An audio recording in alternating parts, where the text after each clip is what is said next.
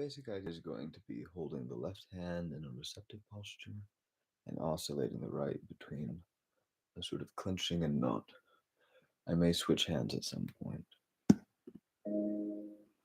Hey everyone, welcome back to the channel. My name is Aaron and this is the 6th installment in my Law of One series. In today's video, I'd like to tackle another fundamental topic that appears very often in the raw material, and that is the concept of love and light. Now, in virtually every session, Ra opens with the statement, "We greet you in the love and in the light of the one infinite creator." And it's very easy to sort of skip over this statement as being not particularly noteworthy since it's used so often.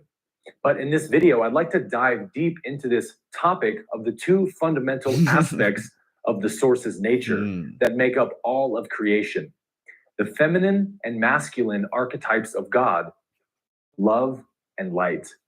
In session 13, Ra explains the order of creation from its beginning. And although these steps were ultimately simultaneous, it is helpful to break them down sequentially so we can have a better understanding of how the universe was formed. So Ra states that the first known thing in creation was infinity. Following that, infinity became aware. After awareness, infinity focused itself into infinite energy. And this infinite energy is what we call love. Love is the essence of the Creator's essential nature. It is the feminine archetype of God that serves as the substance for all of creation. And it also serves as a kind of metaphysical gravity that pulls everything back into oneness again, which ultimately ends and then begins new universes for eternity. But creation could not be complete with just love alone, because without some means to know itself, love cannot truly express. So Ra states that following the metaphysical projection of love, there was its physical projection of light. Light is the masculine archetype of God that goes outwards into space and time and creates the entire physical illusion.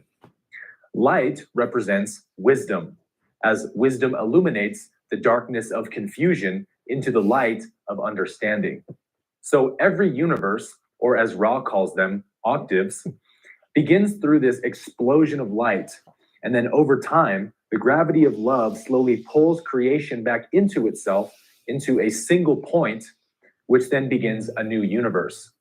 And Ra actually equates every universe that is born through this push-pull of the masculine and feminine as the heartbeat of the one infinite creator.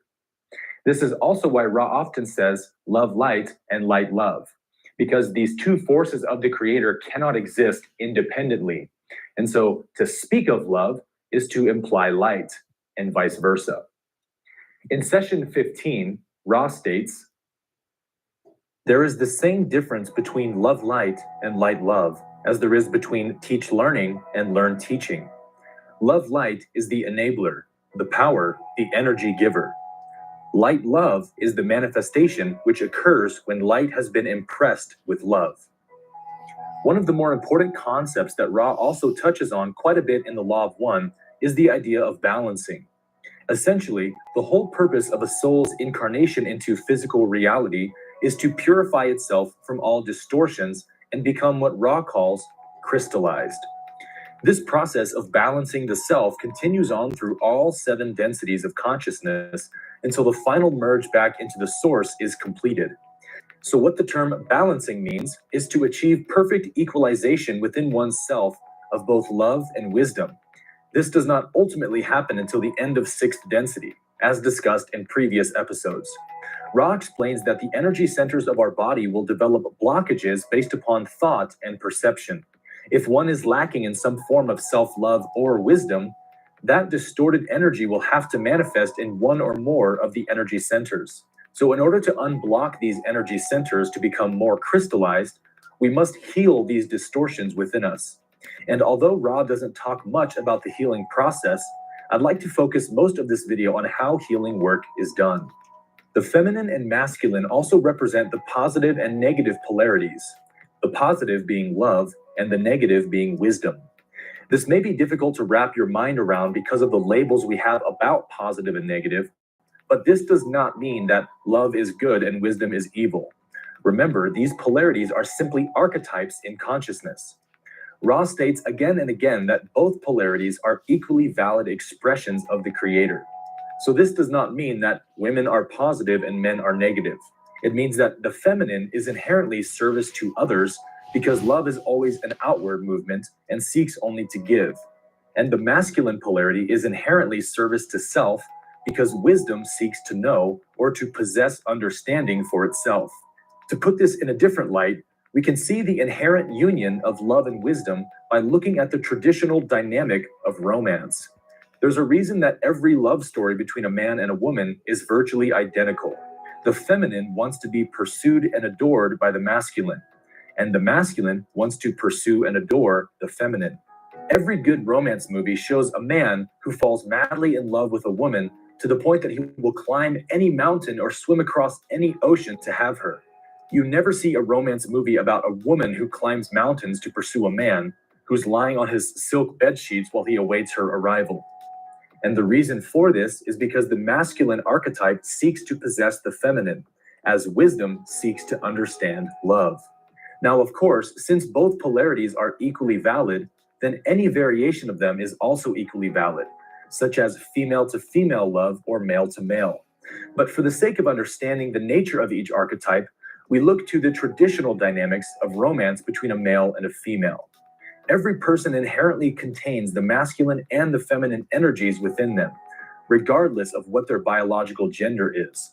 And achieving balance within the self of both love and wisdom is crucial for spiritual evolution. So we see that the masculine finds its ultimate fulfillment in the feminine and feels that she is the entire reason for his existence. Wisdom serenades love like Romeo serenades Juliet, telling love how beautiful and sacred she is. Everything wisdom does is ultimately to point towards love as the reason for its existence. And the feminine archetype of love adores wisdom because, in the light of wisdom, love is able to taste its own beauty and divinity, and therefore find its ultimate completion. Likewise, the only way the positive path can know itself is because of the contrast that the negative path provides. Without the negative path, the positive path could not exist either. The two work hand in hand to create the entire physical universe, as love is the substance of all things, and light is the order and structure of it. So now that we have a solid grasp on the function of these two archetypes, let's take a closer look at the feminine and masculine approaches towards inner healing or balancing. Most people are not aware of this, but there's actually two different approaches to doing shadow work, both of which are sort of complementary opposites of one another. So let's look first at the feminine approach towards spiritual healing, or what Ra calls balancing. The feminine is the creative force, power, emotion, and intuition. The feminine approach to balancing is solely through the feeling and transmuting of emotions through love. The feminine approach to shadow work involves going to the root of the negative emotion, feeling it completely, and allowing it to express itself. And instead of meeting it with resistance, to meet it with love and acceptance. In session 61, Ra states, balancing requires a meditative state in order for the work to be done. However, the balancing of sensation has to do with an analysis of the sensation with a special respect to any unbalanced leaning between the love and wisdom or the positive and the negative. Then, whatever is lacking in the balanced sensation is, as in all balancing, allowed to come into the being after the sensation is remembered and recalled in such detail as to overwhelm the senses. Allowing yourself to feel repressed emotions is a practice.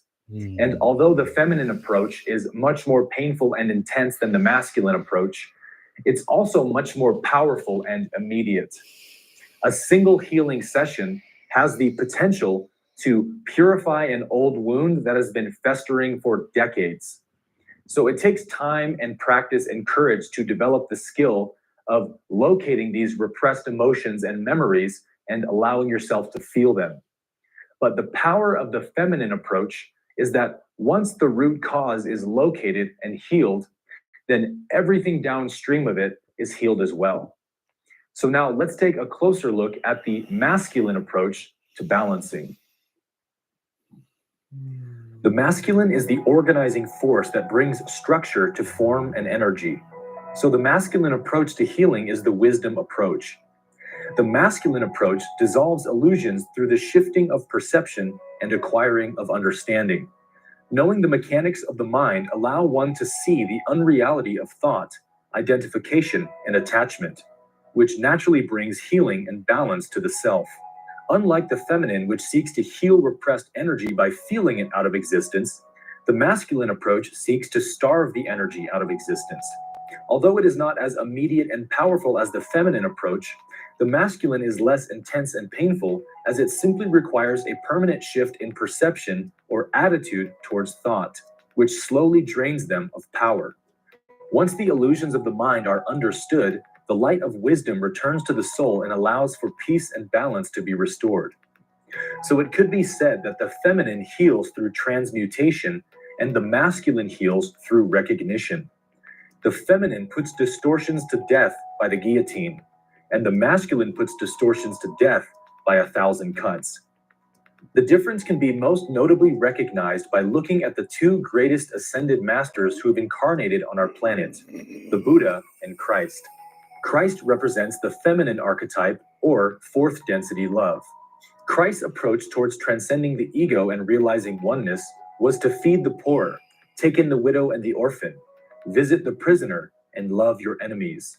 Since the ego is entirely self-focused, Christ compelled his followers to overcome the ego through service to others, and spoke very little of the nature of illusion and perception. On the contrary, Buddha represents the masculine archetype, or fifth density wisdom. Buddha's approach towards transcending ego was to see its unreality, to question the concept of self, and strive towards achieving emptiness of mind. These two archetypes can also be seen clearly in world religions. The Western religion of Christianity devotes itself intensely to the love and worship of God, but has a severe deficiency in its wisdom or understanding of the divine. Much of Christian theology is self-contradictory and sorely lacks in wisdom and understanding. This results in a passionate hatred and rejection of those who believe differently. Although the Christian church claims to be based upon the love of God, it lacks the wisdom to understand what love really is. So the Christian and Catholic Church has committed some of the worst atrocities in human history, such as forcing clergy members to deny their sexual nature, resulting in the abuse of children, declaring holy wars on differing religions, and even burning its own saints alive for daring to think differently. This is the danger of the feminine archetype becoming unbalanced. When the passion and the zealousness of the feminine are not aimed in the right direction through wisdom, the most terrible forms of destruction can occur. The Eastern religions of Buddhism, Hinduism, and Taoism devote themselves almost exclusively to seeking the wisdom of the divine. The wisdom approach brings the balance and order that the Western religion deeply lacks. But Eastern religion also tends to lack in the department of love and worship of the divine, which has dangers of its own. When the purpose of wisdom is forgotten, then wisdom becomes its own purpose and creates an extreme spiritual narcissism. This is seen by many of the corrupted gurus who start off with good intentions, but develop an arrogance that turns into a dangerous spiritual ego. These corrupted gurus use their persona to manipulate women into sleeping with them by promising them enlightenment or spiritual ascension. They form cults that typically involve guru worship and free love, which is never actually about love, but allowing the sexual ego to run wild under the guise of spirituality. These cults can become dangerously narcissistic, as we've seen many times throughout recent history. Without the power of love to ground wisdom, it quickly becomes service to self-oriented and leads many well-intending seekers astray. Many people who follow the Eastern approach to spirituality become obsessed with acquiring knowledge and eventually learn themselves into an existential crisis. Without love being the ultimate purpose of acquiring wisdom, all meaning and purpose to life is lost. So as you can see, these two approaches both have their unique power and potential blind spots. But the real power comes from merging the two together. And I will admit, this does take some time and practice, as the two approaches are very different, but the rewards are well worth the effort. If you watch my channel, then you know that my personal approach is probably 80% towards the masculine side, as much of my content discusses the nature of illusion and perception and understanding the ego. Virtually all of my shadow work, or balancing, has been done via the masculine approach, by seeking to understand myself and the layers of misperception that create my suffering. And I've become so good at this over the years that anytime my ego gets triggered, I immediately go into self inquiry and begin to break the thought down piece by piece until I can really see its unreality. And this brings me a peace and a clarity that causes me to just lose interest in these thoughts over time, and they slowly lose their ability to trigger me. But sometimes, when it comes to extremely painful traumas, such as past abuse or heartbreaks, for example, the emotional gravity is just far too intense for this method, and it requires me to take the feminine approach. Now, this may sound strange to those of you who are already masters of the feminine approach, but it took me quite some time to really learn how to feel my pain. I was so used to just rationalizing pain out of existence that it was really difficult for me to not conceptualize, but simply to feel. But this approach has saved me from some of the deepest traumas that I've experienced. So this is why I believe it is absolutely vital to learn and use both approaches to spiritual balancing. Because the masculine approach, for example, relies upon the need to understand why in order to heal. But sometimes you can get stuck in finding the answer to why your pain is an illusion. But the feminine approach is so powerful that it simply removes everything, even the need to know why. In this third density, balancing is a much more arduous process than in higher densities, as the soul begins its balancing here through the catalyst of suffering.